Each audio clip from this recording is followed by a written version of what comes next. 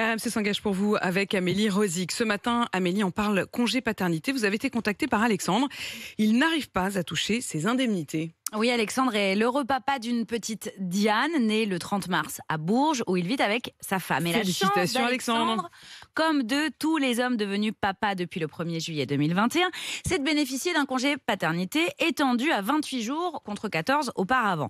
Il a choisi, comme la loi le lui permet, de le poser en plusieurs fois, 4 jours au mois d'avril, 3 semaines du 21 juillet au 15 août. Et ça aussi, c'est nouveau. Le congé est désormais en partie fractionnable et peut être pris dans les 6 mois qui suivent la naissance. Alexandre était donc ravi de pouvoir passer du temps avec sa femme et sa petite fille. C'était sans compter les galères administratives.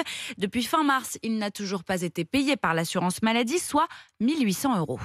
Plus ça va, plus ça devient comme un nœud coulant qui se resserre, quoi. Au mois de juillet, là, on est passé dans le rouge. On n'a pas été à la mer avec les enfants comme d'habitude. Donc, c'est pas un cadeau empoisonné, hein. Au final, on nous l'entend souvent. C'est une avancée, c'est vrai. Un mois, c'est super. C'est une fête pour tout le monde. Et au final, c'est à moitié gâché, quoi.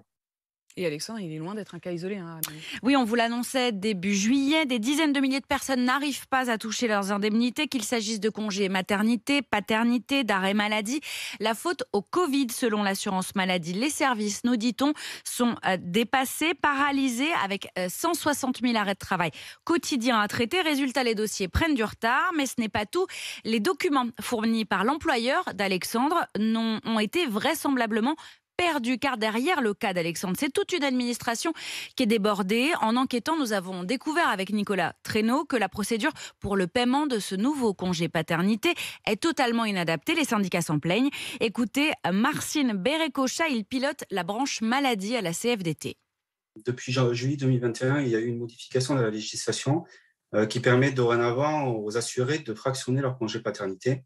Il n'y a pas de logiciel adapté qui permet de suivre ce fractionnement. Et donc, les agents font tant bien que mal le suivi, notamment par des fichiers Excel. Il peut effectivement y avoir des loupés, et c'est pour ça qu'il y a effectivement des délais qui sont rallongés. Ce sont des difficultés qui entrent vraiment dans un contexte général de retard de paiement des indemnités journalières. Des salariés de diverses caisses d'assurance maladie nous ont fait part de conditions de travail très difficiles en ce moment. Ils ont du mal à fournir des réponses tout simplement à des assurés en colère. Les syndicats ont d'ailleurs demandé à être reçus par le ministère de la Santé afin de négocier des effectifs supplémentaires.